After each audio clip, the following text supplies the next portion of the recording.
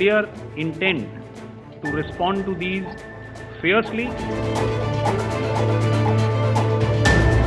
Definitely, we have downed a few planes. Our losses from their side which we have inflicted. The Indian Navy's carrier battle group, surface forces, submarines and aviation assets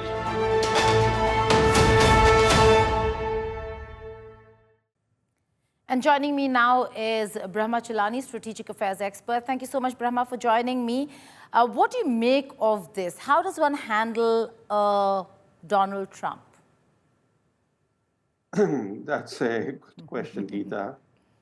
I think instead of disputing what Trump is saying, let's take Trump at face value. Let's accept whatever he is saying. Let's accept that he used trade, the threat of trade suspension, to compel India to cease military operations. What does that convey? Does it convey that the US can be a reliable partner of India? In fact, Trump confirmed India's worst fear. If the US can use trade to pressure India, can also use the supply of munitions and spares for US origin weapon systems that India has bought as leverage during a war. The image of the US as a reliable strategic partner and arms supplier took a big hit, I must say. It's taken a big hit during Operation Sindoor, thanks to Trump, thanks to his own statements. So let's use the statements to show the mirror to Trump and to his administration. Right, but Brahma, whether it's 1947, 65, 71, even Operation Parakram, Kargil, you know that there's a recorded history, that the international community, India, Pakistan can differ in how they see that history, but the international community looks at certain events a certain way. Has Donald Trump managed to capture that narrative? Because look at the standing ovation he gets in Saudi Arabia when he says he's moderated a ceasefire. Like, is that going to be a recorded history that it was a moderated ceasefire despite what India has been saying? As a journalist, Geeta, you know that if a claim is made and it's not rebutted in time, even fiction becomes fact. When he made that claim on May 10th at 5:30 p.m. Indian time, and India did not dispute that claim that day, it became a fact in terms of the international narrative. Today, after 4 days, the Ministry of External Affairs says that trade never figured in the discussions. It's and the first time we asserted that it was that Pakistan was under such military pressure from India that it besieged India for ceasefire. That claim, that assertion came 2 days after the ceasefire took effect, when the Prime Minister addressed the nation, right? So the narrative had been set internationally. How do you change a narrative when you don't understand that time is the time is the sense? If you do not rebut, if you do not seek to shape the international narrative, the narrative then gets set. This is what India faces today. And to make matters worse, India's core issue, the issue that triggered the military hostilities, Pakistan's trans-border terrorism, right? That issue is no longer in the international discourse. Trump and other Western leaders are talking about Kashmir as the core issue. Absolutely. Brahma, in fact, what has really happened over here is that Trump has hyphenated India and Pakistan. The Indian leadership and the Ministry of External Affairs came out and said that that's not really happened, that in fact the world has dehyphenated. But look, he's speaking of the two countries in the same breath, saying both countries have great leaders.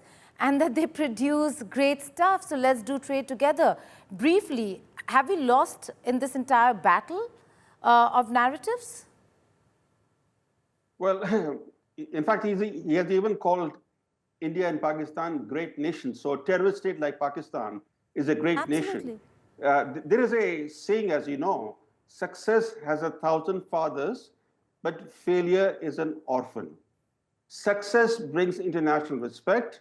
The winner's narrative gains currency. But when both sides in a conflict assert that they won, the rest of the world thinks the military hostilities ended in a draw. This results in the pairing of the rival parties, or in the present case, the reaffirmation of India and Pakistan.